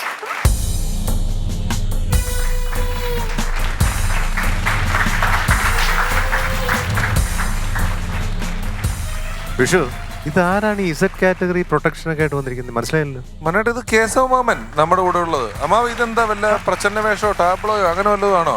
അല്ല ഇതെനിക്ക് പ്രൊട്ടക്ഷൻ ആയിട്ട് വന്ന ബ്ലാക്ക് ക്യാറ്റാ. ഞാൻ അന്നേ പറഞ്ഞില്ല, ആവശ്യമില്ലാത്ത പാരഡി പാട്ടുകളും തമാശയൊന്നും പറയണ്ട, പുറത്തിറങ്ങി നടക്കാൻ പറ്റൂല പ്രൊട്ടക്ഷൻ ഇല്ലാതെ. ഇപ്പൊ ഈ ഗതിയിൽ നടക്കേണ്ട അവസ്ഥയായില്ലേ? തുഷാരടി ഇതെന്റെ പാട്ട് കേട്ടിട്ട് അങ്ങനെ വന്ന സംഭവം ഒന്നുമല്ലത്. ആ ഇത് ഞാനേ ഒരു സംഭവം ഉണ്ടായിരുന്നു. ഞാൻ എന്റെ കിഡ്നി ഒരെണ്ണം ഒരാൾക്ക് ദാനം ചെയ്യാൻ പോവാണ്. ഉവ്വ്. അപ്പൊ പുള്ളി എനിക്ക് അറേഞ്ച് ചെയ്ത് നടക്കണ 2 ബ്ലാക്ക് ക്യാറ്റ്. എനിക്കൊന്നും സംഭവിക്കാൻ പാടില്ല, ഭദ്രമായിട്ട് ഈ കിഡ്നി സൂക്ഷിച്ച് നടക്കണം. അതുകൊണ്ട് എന്റെ ഒപ്പം എപ്പോഴും ഊണിലും ഉറക്കത്തിലും ഇവരുടെ കൂടെ ഉണ്ടാവും. ഓ, അങ്ങനെ തന്നിരിക്കുകയാണ്. അദ്ദേഹം പറഞ്ഞു വിട്ടതാ. അയാൾക്ക് കൊടുക്കേണ്ട കിഡ്നി പ്രൊട്ടക്ട് ചെയ്യാൻ ആളെ വിട്ടേക്കാണ്. അല്ല, അപ്പൊ അയാളുടെ കിഡ്നിക്ക് എന്തെങ്കിലും പ്രോബ്ലം ഉണ്ടോ? അയാളുടെ കിഡ്നിക്ക് പ്രോബ്ലം ഒന്നുമില്ല. 2 കിഡ്നിയും നല്ല എന്താ പറയാ തങ്കം പോലെ ഇരിക്കുന്ന 2 കിഡ്നിയാ പുള്ളി. പിന്നെന്താ കുഴപ്പം? പിന്നെ എന്തിനാ അയാൾക്ക് വീണ്ടും കിഡ്നി? മൂന്നാമത്തെ കിഡ്നി ആവശ്യമില്ല ഒരു അല്ല, മനുഷ്യന്. പിന്നീട് പുള്ളിയുടെ കിഡ്നിക്ക് എന്തെങ്കിലും ഒരു കംപ്ലൈന്റ് വന്ന ഒരു സ്റ്റെപ്പിനി പോലെ സൂക്ഷിച്ചു വെക്കാനായിട്ട് അതിനുവേണ്ടി കൊടുത്തിരിക്കുകയാണ്. അത് അങ്ങനെ സ്റ്റെപ്പിനി ആയിട്ടൊക്കെ കിഡ്നി മേടിച്ച് സൂക്ഷിച്ചു വെക്കാൻ ആളാരാ? ആളൊരു ബൂർഷ. ബൂർഷയോ? ആ എന്നുവെച്ചാ പുള്ളി ഒരു പണക്കാരനാണ്, നല്ല മനുഷ്യനാണ്. നല്ല മനുഷ്യനാണ്. പിന്നെ എന്തിനാ പൂർഷാന്ന് വിളിക്കേണ്ട ആവശ്യമുണ്ടോ? അല്ല, ബൂർഷ എന്ന് വിളിക്കുമ്പോൾ പുള്ളിയോട് ദേഷ്യം തോന്നുമല്ലോ നമുക്ക്. ഓ, അങ്ങനെ. അത് തോന്നാൻ വേണ്ടിട്ട് അതിനുവേണ്ടി ചെയ്തേക്കുന്ന ആ പുള്ളിക്ക് ഞാൻ ചോദിക്കുന്നത്, അന്നേരം ഈ പുള്ളിക്ക് 3 കിഡ്നി ഇങ്ങനെ ഒരു കിഡ്നിയും കൂടെ കിട്ടിക്കഴിഞ്ഞാൽ പുള്ളി ഇത് എവിടെ കൊണ്ട് വെക്കും? പിഷാരടി അയാള് നിസ്സാരക്കാരനാണ്, കോടീശ്വരനാ പുള്ളി. ഇന്ത്യയിൽ പല സ്ഥലത്ത് ഈ പുള്ളിക്ക് ഒരുപാട് ഏക്കറടക്കുന്ന സ്ഥലം ഉണ്ടെന്നേ. അവിടെയാണ് ഈ ഒരു മാങ്ങാണ്ടി പോലത്തെ ഒരു സാധനം കൊണ്ടൊന്ന് സൂക്ഷിക്കാൻ സ്ഥലമില്ല എന്ന് പറഞ്ഞാൽ. ഇത് വർഷം കിടക്കണം. ഈ ധനികന്റെ പേരെന്താണാവോ? ചൗവരി. ചൗധരി ആ, ചൗധരി. ചൗധരി. പുള്ളിക്കാണ് നിങ്ങൾ കിഡ്നി കൊടുക്കാൻ പോകുന്നത്. അതെ. ആ. കേശവമാമൻ എന്തിനാണ് ഇപ്പൊ ഈ അത്യാവശ്യപ്പെട്ട് ഇത് കൊടുക്കുന്നത്? നിങ്ങൾക്ക് എന്തെങ്കിലും പ്രശ്നമുണ്ടോ? ഭയങ്കര കടമാണ് കേട്ടോ എനിക്ക് കാർഷിക കടം ഒരുപാടുണ്ട് എനിക്ക്. കാർഷിക ഇടമൊക്കെ ബാങ്കിലൊക്കെ പറഞ്ഞ ചുമ്മാ എഴുതുള്ളതില്ലേ? പുള്ളി തള്ളു മാത്രമുള്ള എഴുത്തില്ല, വായും കൊണ്ട് തള്ള, എഴുത്തില്ല. അതുകൊണ്ട് തിരിച്ചടക്കണത്.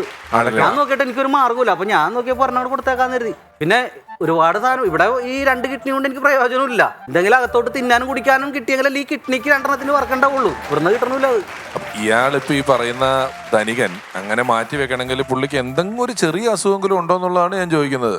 ഈ അസുഖം ലക്ഷത്തിൽ ഒരാൾക്ക് വരുന്ന ഒരു അസുഖമാണെന്നാണ് എനിക്ക് തോന്നിയത്. ഡിസ്ട്രോപ്മാനിയ ആൻഡ് ഡിസ്ട്രോഫിക് ആൻഡ് കിൻഡ്രം. അപ്പൊ അത് ലക്ഷത്തിൽ 2 പേർക്ക് വന്നാലോ? അത് നല്ല സമ്മതിക്കില്ല, ഒരാൾക്ക് വരാൻ പാടുള്ളൂ. പുള്ളി അങ്ങനെ അത് ചെയ്ത് വെച്ചേക്കണത്. വെള്ളം എന്തെങ്കിലും കിട്ടും ഇത്തിരി കുടിക്കാനായിട്ട്? വെള്ളം വേണേ തരാലോ. മൻസൂറേ, ഇത്തിരി വെള്ളം. ഇത്തിരി വെള്ളം കൊടുക്കാൻ പറ്റുമോ? തൊണ്ട വരണ്ട്. ആ.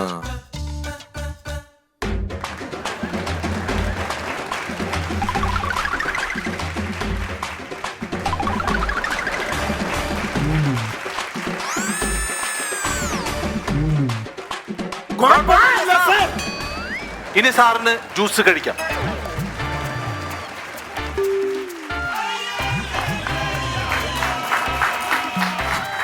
എന്തൊരു രസമാവ്. അതായത് കുറെ നാളായിട്ട് ഇതാണ് എന്റെ ഗതികേടുന്നേ. എനിക്ക് എന്ത് കഴിക്കാൻ കൊണ്ടുവന്നാലും അതൊക്കെ ഉമര മേടിച്ച് തിന്നണത്.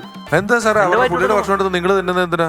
സ്വന്തം ജീവിതം പണയം വെച്ചും കേശവമാമയെ സംരക്ഷിക്കണമെന്നാണ് ഞങ്ങളുടെ ബോസ് പറഞ്ഞിരിക്കുന്നത്. അതുകൊണ്ടാണ് കേശവമാമയ്ക്ക് കൊണ്ടുവന്ന ജ്യൂസ് ആദ്യം നിഖിൽ ചോപ്ര കഴിച്ചത്. നിഖിൽ ചോപ്ര കഴിച്ചതിൽ എന്തെങ്കിലും കുഴപ്പമുണ്ടോ എന്നറിയാൻ വേണ്ടിയാണ് രാജേഷ് ഖന്നയായ ഞാൻ കഴിച്ചത്. ഇതിൽ യാതൊരു കുഴപ്പവുമില്ല. കേശവമാമയ്ക്ക് ധൈര്യമായി കഴിക്കാം. കേശവമാമയുടെ ശരീരത്തിൽ ഒരു കൊതുക് വന്നിരുന്നാൽ പോലും ആ കൊതുകിനെ ഈ മെഷീൻ കണ്ണു വെച്ച് ഞങ്ങൾ വെച്ച് വെച്ചു. കേശവ മാമ, ഇതിപ്പോ വലിയ കഷ്ടമായില്ലേ? നിങ്ങൾക്ക് പൈസക്ക് ആവശ്യം ഉണ്ടായിരുന്നെങ്കിൽ മനോജേട്ടൻ തരുമായിരുന്നല്ലോ, ഡയാന തരുമായിരുന്നല്ലോ, ഞാൻ തരുമായിരുന്നല്ലോ. എന്തിനാ ഇപ്പൊ ഇങ്ങനെ ഒരു കിഡ്നി? ഇത് മാത്രമല്ല, ഇതിന്റെ ഓപ്പറേഷൻ എന്ന് പറഞ്ഞാൽ 10-20 ദിവസം ചേട്ടന് റെസ്റ്റ് വേണം, വലിയ കൃത്യമായിട്ട് ഇൻഫെക്ഷൻ ആവാതേക്ക് ഇരിക്കണം. അങ്ങനെയൊക്കെ വന്ന ചേട്ടൻ എങ്ങനെ ഇവിടെ ഷൂട്ടിങ്ങിന് വരും? ഇതിനു മുമ്പ് ഓപ്പറേഷൻ ചെയ്ത് പരിചയമില്ലാത്ത ഒരാളല്ലേ നിങ്ങള്? എനിക്ക് ഈ ഓപ്പറേഷൻ പേടിയൊന്നുമില്ല. ഇല്ല. വിശാലടി ഡോക്ടർ മണ്ടനാ. ഞാൻ കാലൊടിഞ്ഞ് ചെന്നപ്പോ പുള്ളി പ്ലാസ്റ്റർ ഇട്ട് തന്നു. അത് കഴിഞ്ഞിട്ട് ഇവിടെയും കൂടെ ഒരു സർജറി ചെയ്ത് തരട്ടേന്ന് ഫ്രീ ആയിട്ട്. അപ്പൊ ഞാൻ ഫ്രീ ആയിട്ട് ഇടുന്നില്ല, വേണ്ടെന്ന് പറഞ്ഞില്ല. ചെയ്തോളാൻ പറഞ്ഞു. അപ്പൊ നമ്മുടെ ഈ കിഡ്നിയുമായി ബന്ധപ്പെട്ടുള്ള എന്റെ കുറച്ച് ടെസ്റ്റുകളൊക്കെ നടത്തിച്ചിട്ടുണ്ടായിരുന്നു. അപ്പൊ അതിന്റെ റിസൾട്ട് ഇവിടെ കൊടുത്ത് ഡയാനെ ഏൽപ്പിക്കാന്ന് പറഞ്ഞിട്ടുണ്ടായവര്. ഉണ്ടാവും, ചോദിച്ചു നോക്കിയോ. എന്തിനാ പുറകെ വന്നത്? സമാധാനത്തൊന്നൂടെ രമേശേട്ടാ, എന്തോ കേശവമാമന്റെ റിസൾട്ട് പിന്നീട് ഇപ്പൊ ചെയ്യാൻ പോകുന്ന ഓപ്പറേഷൻ വേണ്ടി നടത്തിയ അതെ, അതെ, ടെസ്റ്റിന്റെ എല്ലാം ഓക്കെ അല്ലേ? സംഭവം നോക്കിയേ. ആക്ച്വലി ഞാൻ നോക്കിയായിരുന്നു. ആ കേശവമാമന്റെ 2 കിഡ്നികളിൽ ഒന്ന് കാണാനില്ല. എന്താണ് ഈ കേക്കണത്? അങ്ങനെ ഒന്നും വരാൻ വഴിയില്ലട്ട് ഇത്. ശരിയല്ലേ ഇത്? കാണാനില്ല. ശരിക്കും കാണുന്നില്ല, ശരിക്കും ഒന്നുകൂടെ നോക്കിയേ. ഇല്ല വന്നിട്ടാ, ഇല്ല. വിശാലിന് 2 കിഡ്നി എനിക്ക് ഉണ്ടെന്ന്. ഇത് നേരത്തെ ആ കാലൊടിഞ്ഞിട്ട് പോയപ്പോ ഒരു ഡോക്ടർ ഇവിടെ ഒരു ഫ്രീ ഒരു ഓപ്പറേഷൻ ചെയ്തെന്ന് പറഞ്ഞില്ലേ, ഒരു മണ്ടൻ ഡോക്ടർ. അതെ, പുള്ളിയോട് ചോദിച്ചാൽ അറിയാം മറ്റേ സാധനം എവിടെ ഇരിക്കണേ. അങ്ങനെയൊക്കെ ചെയ്യോ? ഉറപ്പല്ലേ? അയാള് മണ്ടനാന്ന് കരുതിയില്ലേ? അപ്പൊ മക്കളൊരു കാര്യം ചെയ്യ്, നിങ്ങൾ പോയിക്കോ. ഞങ്ങള് പോവില്ല. അല്ല, എനിക്ക് ഇപ്പൊ ബോസിനോട് പറഞ്ഞാൽ മതി, എനിക്ക് മാമന് ഒരു കിഡ്നി ഉള്ളൂ, അപ്പൊ തരാൻ പറ്റില്ലെന്ന് പറയാം. എനിക്ക് വേണമല്ലോ. ഞങ്ങളുടെ ബോസിന് ഒരു കിഡ്നി മതി. അതിന് എന്റെ അടുത്ത് ഒരു കിഡ്നി ഉള്ളൂ. അതിന് ആ കിഡ്നി മതി ഞങ്ങളുടെ ബോസിന്. അത് തരാൻ പറ്റൂല. അത് വേണം. Moving on to a special segment, the Excellence Award. ഇന്ന് നമ്മുടെ അതിഥിയായി എത്തുന്ന താരം മിമിക്രി വേദികളിൽ നിന്നും തുടങ്ങി പിന്നീട് അനവധി ടെലിവിഷൻ ചാനലുകളിലെ ഹാസ്യ പരിപാടികളിൽ സജീവ സാന്നിധ്യമായി മാറിയ ശ്രീ അനിൽ കൊല്ലം. ഏറെ സ്നേഹത്തോടെ നമുക്ക് വേദിയിലേക്ക് അദ്ദേഹത്തെ സ്വാഗതം ചെയ്യാം.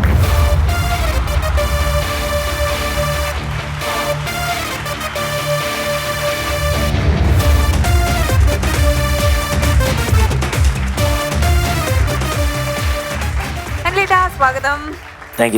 അനിൽ നമസ്കാരം. അനിൽ നമസ്കാരം. അനില് വളരെ ആക്റ്റീവായിട്ട് സ്റ്റേജുകളിൽ നമ്മൾ 1 man ഷോയും മെഗാ ഷോയും ഒക്കെ ഉണ്ടെങ്കിലും അനിലിനോടൊപ്പം സുനിൽ എന്ന് പറഞ്ഞൊരു കലാകാരനും കൂടി 2 man ഷോ ഒരുപാട് വേദികൾ അവതരിപ്പിച്ചിട്ടുള്ള ഒരാളാണ് അനില്. തുടർന്ന് ഒരുപാട് ട്രൂപ്പുകളിൽ ഞങ്ങളൊന്നിച്ച് ഷോസ് ഒക്കെ ചെയ്തിട്ടുള്ള ഒരാളാണ്. അനിലിനെ കുറിച്ച് എനിക്ക് അടുത്ത കാലത്ത് അറിയാൻ കഴിഞ്ഞത് അനിൽ ചെന്നൈയിലാണ് എന്നുള്ളതാണ്. അപ്പൊ അനിൽ അവിടെ ഡബ്ബിംഗ് ആർട്ടിസ്റ്റ് ആണ് ചെന്നൈയില്. എങ്ങനെ ഒരു മലയാളി ചെന്നൈയിൽ ഡബ്ബിംഗ് ആർട്ടിസ്റ്റ് ആയി എന്ന് ചോദിച്ചാൽ തമിഴറിയോ നന്നായിട്ട്? അല്ല, കാർട്ടൂൺ കഥാപാത്രങ്ങൾക്ക് ശബ്ദം കൊടുത്തോണ്ടിരിക്കുകയാണ്. നമ്മൾ ഈ കാണുന്ന ഒരുപാട് കാർട്ടൂണുകളിൽ മുയലും തത്തയൊക്കെ ഈ സാധനങ്ങളൊക്കെ ചെയ്യുന്നത് അനിലാണ്. ഒരുപാട് കുട്ടികൾ ഇഷ്ടപ്പെടുന്ന ശബ്ദങ്ങൾ അനുകരിക്കുന്ന ഒരാളാണ് അനിൽ. അല്ലെ അനിൽ, എന്താ വിശേഷങ്ങള്? സുഖമായിട്ടിരിക്കുന്നു. വേറെ കാര്യമുണ്ട്. അല്ല, ഞാനേ എന്നുള്ള ശബ്ദമൊക്കെ ചെയ്യുന്ന അനിൽ എന്ന് പറഞ്ഞുകൊണ്ട് മുരളിച്ചേട്ടന്റെ ശബ്ദം അനിൽ എന്തൊക്കെയുണ്ട്? സുഖമായിട്ടിരിക്കുന്നു. അല്ല, അത് പിന്നെ അരി വാങ്ങിക്കാൻ വേണ്ടിട്ടുള്ളതാണ് മറ്റേ ശബ്ദം. ഇത് ജാട കാണിക്കാൻ. ഇത് ജാടക്കുള്ളതാണ്. മര്യാദക്ക് വർത്താനം പറയാൻ വേറെ ഉണ്ടോ? എന്നെ അണ്ണാന്ന് വിളിപ്പിച്ച ആളടുത്തിരിക്കുന്നത്. അണ്ണാന്ന് വിളിപ്പിച്ച എന്താ കഥ? അതായത് നമ്മുടെ കൊട്ടാരക്കര അമ്പലത്തില് നമ്മുടെ ബൈജുണ്ണന്റെ അമ്പലക്കര സിനിമ, ബൈജുണ്ണന്റെ അനിയണന്റെയും പ്രോഗ്രാം. അപ്പൊ മണിച്ചേട്ടന്റെ നാദർശേഖരൻ ഗാനമേള. അപ്പൊ അവരുടെ വലിയേട്ടൻ സിനിമയുടെ ഒരു വലിയൊരു ഷോ അമ്പലത്തിൽ നടക്കും. ഓക്കെ. അപ്പൊ നമ്മുടെ വലിയേട്ടൻ ഷൂട്ടിംഗ് നടക്കുന്ന സമയമാണ്. എന്നെയും ബിജുവും എന്നെയും ഗസ്റ്റ് ആയിട്ട് വിളിച്ചിട്ടുണ്ടായിരുന്നു. അപ്പൊ അന്ന് ഇവരുടെ പ്രോഗ്രാമിന്റെ ഇടയ്ക്ക് ഈ ഗ്യാപ്പിൽ മിമിക്രി പറയണം. അപ്പം 2 സ്കിറ്റുകൾ കളിക്കാൻ പോയി. അപ്പൊ നമ്മളെയൊന്നും അധികം അറിയാൻ വയ്യാത്ത രീതിയിൽ നമ്മൾ സ്റ്റേജിന്റെ ബാക്കിലേക്ക് മാറി നിൽക്കുക. അപ്പോൾ ഒരു 10-35 ഓർക്കസ്ട്ര ഉണ്ട്. അപ്പോൾ അതിനനുസരിച്ചുള്ള ശബ്ദവും അതിന്റെ ലൈറ്റ് ക്രമീകരണങ്ങളൊക്കെ ഉണ്ട്. അപ്പോൾ നമ്മളൊന്നും ആരും ശ്രദ്ധിക്കുന്നില്ല. അപ്പോൾ ഞങ്ങൾ അങ്ങോട്ട് 2 പേരും കൊണ്ട് കയറി ചെന്നിട്ട് ഒരു നാടകത്തിന്റെ സ്കിറ്റ് കളിച്ചു. അപ്പോൾ ആ ശബ്ദം കേട്ടിട്ട് ഓടി വന്നിട്ട് വന്ന് നോക്കി. 2 പേരുടെ വന്ന് ഇപ്പോൾ ഈ ഗസ്റ്റുകൾ 2 പേരും വന്ന് നോക്കി. മണിച്ചേട്ടൻ നേരത്തെ അറിയാം, അതുകൊണ്ട് മണിച്ചേട്ടന് അറിയാമത്. അപ്പോൾ ഇവർക്ക് അറിയത്തില്ല ആരാണെന്ന്. അപ്പോൾ അവരുടെ പെട്ടെന്ന് അവരെ വിളിപ്പിക്കാൻ പറഞ്ഞു. അങ്ങനെ ഒരു അവിടെ ചെന്നിട്ട് എന്നെ വിളിപ്പിച്ചു റൂമിലേക്ക്. എന്നിട്ട് ഞങ്ങൾ ചെന്നിട്ട് മനോജ് സാറേ എന്ന് വിളിച്ചു. ആടാ സാറ് വിളിയടാ അണ്ണാന്ന്. അത്ര ഞാൻ പറയില്ല. പറഞ്ഞു കലാകാരന്മാർ തമ്മിൽ അങ്ങനെ വ്യത്യാസമൊന്നുമില്ല. അങ്ങനെ പറഞ്ഞതാണ്. അങ്ങനെ പറഞ്ഞു. ഈ പറഞ്ഞ ആദ്യത്തെ വരട്ടെ എന്റെ പൊന്നെ, എന്റെ കംപ്ലീറ്റ് ഇമേജും പോയനെ. അല്ല, ഞാൻ പറഞ്ഞത് സാറിന് വിളിക്കണ്ട. പക്ഷെ ഇത്രയും ഷൗട്ട് ചെയ്ത് ഞാൻ പറയില്ലോ. അത് പറയില്ല. അപ്പൊ എന്നിട്ട് പറഞ്ഞ് എടാ നിങ്ങൾ അവിടെ കാണിച്ച നാടകം പാട്ടൊന്ന് പാടാന്ന് പറഞ്ഞു. അപ്പൊ അത്രയും 10-30 ഓർക്കസ്ട്രയിൽ നമ്മൾ പാടിയപ്പോഴത്തേക്ക് ഈ ഗാനമേളയുടെ പാട്ടുകൾ പോലും മാറിയെന്ന് പോയി. അതൊരിക്കലും ഒന്ന് ഓർമ്മപ്പെടുത്താൻ വേണ്ടി ഞാനൊന്ന് പാടാം. സഹൃദയരെ, കോട്ടയം തരികുണാരി തിയേറ്റേഴ്സിന്റെ ആധുനിക ഡിജിറ്റൽ ഗുണ്ടായിസ ഡ്രാമ ഞങ്ങളുടെ നാടകത്തിന്റെ പേര് അമ്മേ ആരാണ് എൻ്റെ അച്ഛൻ.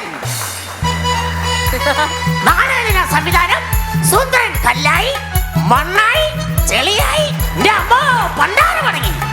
അടുത്ത ജൂൺ ആദ്യവാരം മുതൽ ഞങ്ങളുടെ നാടക സമിതി വേദികളിൽ അവതരിപ്പിച്ചു വരുന്ന പുതിയ പുണ്യ പുണാര കത്തിശാന്ത ഡ്രാമാസ്കോപ്പ് നാടക നൃത്ത ശില്പം.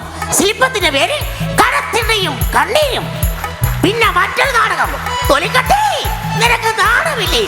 സഹോദരി, ഞങ്ങൾ നാടകം ആരംഭിക്കട്ടെ. ഞങ്ങളുടെ നാടകത്തിന്റെ പേര് അമ്പേ ആരാണ് എൻ്റെ അച്ഛൻ. അയ്യോ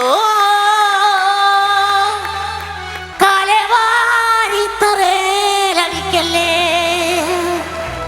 ഞങ്ങ കട്ടപ്പെട്ടെഴുതിയ നാടകമാ. ഞങ്ങ നാടകക്കാരാണ്, വല്ല സൂപ്പർ നാടകമാ. ഈ കട്ടനും കട്ടിയും ലൈറ്റും വാടകയാ. ഞങ്ങ നാടകക്കാരാണ്, വല്ല സൂപ്പർ നാടകമാ. ഈ കട്ടനും കട്ടിയും ലൈറ്റും വാടകയാ. അയ്യോ കാലവാരി തറേലടിക്കല്ലേ. അത് കേൾക്കാൻ വേണ്ടിട്ട് രമേശ് ഇതെന്താണ് റൂമിലേക്ക് വിളിച്ചിരുന്നു. ഇത് കേട്ട് ഞാൻ ഇപ്പൊ ഓർക്കുന്നുണ്ട്. ശരിയാണ്, അത് അത്ര ഇഷ്ടപ്പെട്ട അതുകൊണ്ടാണ്. അതെ. പിന്നെ ആദ്യം പറഞ്ഞ അണ്ണ എന്നുള്ള വിളിച്ചൂടെ നമുക്ക് മാനസികമായിട്ട് അടുപ്പം പറയണമെങ്കിൽ അങ്ങനെ വിളിക്കണ്ടേ? അതെ ആ തീർച്ചയായും. അല്ല സാറെന്ന് വിളിച്ചപ്പോ നമ്മളും അകന്നു പോയില്ലേ? അതെ അതെ, അതിനുവേണ്ടി ഒന്ന് വിളിപ്പിച്ചേട്ടോ. അതൊന്ന് ഓർമ്മപ്പെടുത്തിയതാ. തീർച്ചയായിട്ടും. അനിലെ വേറെ എന്തൊക്കെയായിരുന്നു അനിലിന്റെ ശബ്ദങ്ങളൊക്കെ? ഒന്നുമില്ല, ഈ പറഞ്ഞ പോലെ കൊച്ചുകുട്ടികളിൽ നിന്ന് തുടങ്ങി ആ കാർട്ടൂൺ തുടങ്ങി ഇപ്പോൾ മമ്മൂക്കയുടെ ഭീഷ്മപർവം എന്ന സിനിമ വരെ ഡബ് ചെയ്ത് നിൽക്കുന്നു. ഭീഷ്മപർവത്തിൽ ആർക്കാണ് ഡബ് ചെയ്തത്? അത് ആളുടെ പേരെനിക്കറിയത്തില്ല. അവരിങ്ങനെ നമ്മുടെ പെരുമൺ ദുരന്തത്തെക്കുറിച്ചും പഴയ അരിയുടെ മറ്റേ ആ വരവിനെ കുറിച്ചൊക്കെ സംസാരിക്കുന്ന ഒരു കഥാപാത്രം. സാംബശിവൻ സാറിന്റെ ശബ്ദത്തിലേക്ക് ഈസി ആയിട്ട് പോകാൻ പറ്റുന്ന ഒരു ശബ്ദമാണല്ലോ. ചെയ്യാറുണ്ടായിരുന്നു പണ്ടങ്ങാനും. ചെയ്യുമായിരുന്നു. എനിക്ക് ആദ്യം നിങ്ങൾ പറഞ്ഞു തുടങ്ങിയപ്പോ അദ്ദേഹത്തെ ഓർമ്മ കഥാപ്രസംഗം. അനില് എത്ര സിനിമ ഡബ് ചെയ്തു അനില്? ഇപ്പം സിനിമകൾ ഒരുപാട് ചെയ്തിട്ടുണ്ട്, ഒരുപാട് സിനിമകൾ. എന്നാ ഒരു 200 അത്രയും കൂടെ തമിഴും എല്ലാം കൂടെ എല്ലാ പടങ്ങളും ചെയ്യും. അത്ര സിനിമകൾ ഡബ് ചെയ്തിട്ടുണ്ട്. ഭീഷ്മപർവം വരെ എന്ന് പറയുമ്പം എല്ലാ സിനിമകളിലും നമ്മൾ കാണുന്ന പല സിനിമകളിലും ചെറിയ ചെറിയ ചെറിയ ഒരുപാട് കഥാപാത്രങ്ങൾക്ക് നമ്മൾ ശബ്ദം കേൾക്കുന്നത് അനിലിന്റെ ശബ്ദമാണ്. അതുമല്ല ഒരു സിനിമയിൽ മറ്റു നടന്മാരെ പോലെ അല്ല, അനിലിനെ പോലെ ഒരാൾ ചെന്ന് കഴിഞ്ഞാൽ ആ സിനിമയിൽ ഒരു 5 പേർക്ക് ചെയ്യേണ്ടി വരും മിനിമം. ചായക്കടയിൽ ഇരുന്ന് ഒരു അപ്പൂപ്പനെ ചെയ്യും, അത് കഴിഞ്ഞിട്ട് വേറൊരാൾക്ക് ചെയ്യും, അങ്ങനെ പലർക്കും ചെയ്യാറില്ല ഒരു സിനിമ. ഇനി പലർക്കും ചെയ്യാതെ എന്റെ ഒരു വിഷു പറയാണ്, അത് അനിലിന്റെ സ്വന്തം രൂപത്തിലേക്ക് താങ്കളുടെ ശബ്ദം വരുന്ന രീതിയിലേക്ക് ഒരു നടനായി ഒരു സിനിമയുണ്ട്. എന്നെ അമ്പിളിച്ചേട്ടനെയും നായകനാക്കി ഒരു സിനിമ എടുത്തിരുന്നു. തെമ്മാടിക്കൂട്ടം എന്നാണ് സിനിമയുടെ പേര്. ആ സിനിമ റിലീസായി. കാസ്നോവയും ഈ പടം ഒരു ദിവസമാണ് റിലീസായത്. തെമ്മാടിക്കൂട്ടം അതിന്റെ കൂടെ റിലീസ് ചെയ്തത് കാസ്നോവ സെയിം ദിവസം. ആ സിനിമയിലെ ഹീറോ ആയിട്ട് ഞാനാണ് അഭിനയിച്ചത്. എനിക്കറിയാം.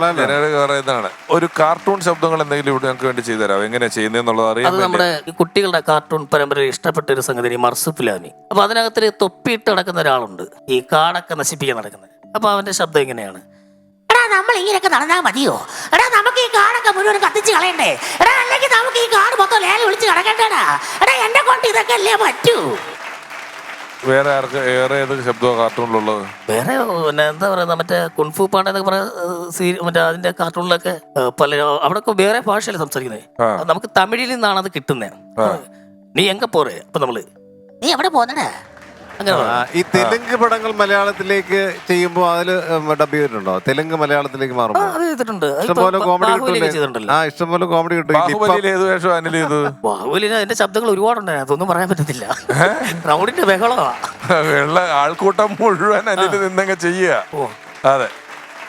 അല്ലേട്ടാ, ഈ മലയാളത്തിൽ മാത്രമാണോ അതോ തമിഴ് ഭാഷയിലൊക്കെ ഡബ് ചെയ്തിട്ടുണ്ടോ? അല്ല, അവിടെ ചെന്നൈയിലെ ഒരു സംഗതി എന്ന് പറഞ്ഞു കഴിഞ്ഞാൽ നമ്മുടെ ഇവിടുത്തെ മൈക്കാട് പണിക്കാരെ കക്കാവാരം പോകുന്നതിനെക്കാട്ടി പാടാ, അല്ലെ മണ്ണ് വരാവുന്നതിനെക്കാട്ടി എന്താ പറയുക, റോഡ് പണിയെക്കാട്ടി ഭയങ്കരമായ കഷ്ടപ്പാടാണ് ഈ ഡബ് ചെയ്യാന്ന് പറഞ്ഞു കഴിഞ്ഞാൽ.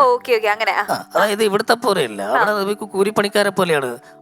ഇപ്പൊ സിനിമയിൽ അഭിനയിക്കാൻ വേണ്ടി അവിടെ ഒരു വണ്ടി ഒന്നിരിക്കും, ഒരു 10 പേര് വാ ഓടാനുള്ളൊരു 10 പേരെന്ന് പറഞ്ഞാൽ വണ്ടിക്കകത്ത് കയറി അങ്ങോട്ട് പോകും. അവന് വീടിന് തീ പിടിക്കുമ്പോൾ അതിന്റെ കൂടെ ഓടാൻ വേണ്ടി ഒരു 10-100 പേരെ കൊണ്ടുപോകും. അങ്ങനെയൊക്കെയാണ് അവിടുത്തെ ജീവിത രീതികളൊക്കെ. അപ്പോൾ അതുപോലെയൊക്കെ നമ്മളിങ്ങനെ ഒരു ദിവസം കൊണ്ട് വിളിക്കും. ഇന്നൊരു 5 എപ്പിസോഡ് കാർട്ടൂൺ ചെയ്യാനുണ്ട്, അപ്പൊ അങ്ങോട്ട് ചെന്ന് അങ്ങോട്ട് ചെയ്യും. പിറ്റേ ദിവസം വേറെ സിനിമയ്ക്ക് വിളിക്കും. അങ്ങനെ നമ്മളിങ്ങനെ നിരന്തരമായിട്ട് ഇങ്ങനെ പൊയ്ക്കൊണ്ടേയിരിക്കും. അവിടെ തിരക്കാണ്? തിരക്കല്ല, കഷ്ടപ്പാടാണ്. അല്ലെങ്കിൽ അവർ ഇങ്ങോട്ട് നമ്മളെ തിരക്കി വരും, കഷ്ടപ്പെടുത്താൻ. അപ്പൊ എന്തായാലും ഡബിംഗ് മേഖലയിൽ വളരെ സജീവമായിട്ട് മുന്നോട്ട് പോയിക്കൊണ്ടിരിക്കുകയാണ്. എല്ലാവിധ ഭാവങ്ങളും നേരുന്നു. ഇനി ഞങ്ങളുടെ ഒരു സ്നേഹാദരൻ ചേട്ടൻ നൽകാൻ ആഗ്രഹിക്കുന്നു. അത് അദ്ദേഹത്തിന് കൈമാറുവാനായിട്ട് രമേശ് ചേട്ടനെ മനോജ് ചേട്ടനെ സ്റ്റേജിലേക്ക് ക്ഷണിക്കുകയാണ്. പ്ലീസ്.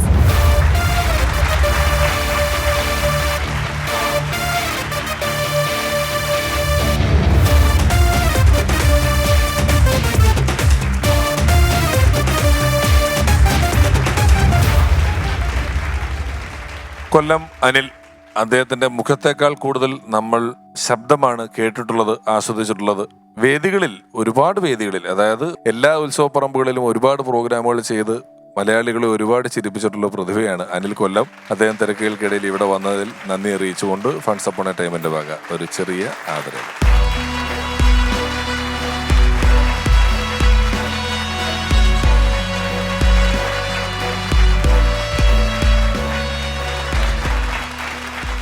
ആവ്രിൻ മറിയ, ആരി കൃഷ്ണ എന്നീ 2 കൊച്ചു മിടുക്കരാണ് ഇന്ന് പെർഫോം ചെയ്തത്. ഇവരിലാരാ ബെസ്റ്റ് പെർഫോമർ നമുക്ക് കാണാം. അതിന് മുൻപായിട്ട് ഈ കുസൃതി കുടുക്കുകളെ ഈ വേദിയിലേക്ക് സ്വാഗതം ചെയ്യുന്നു.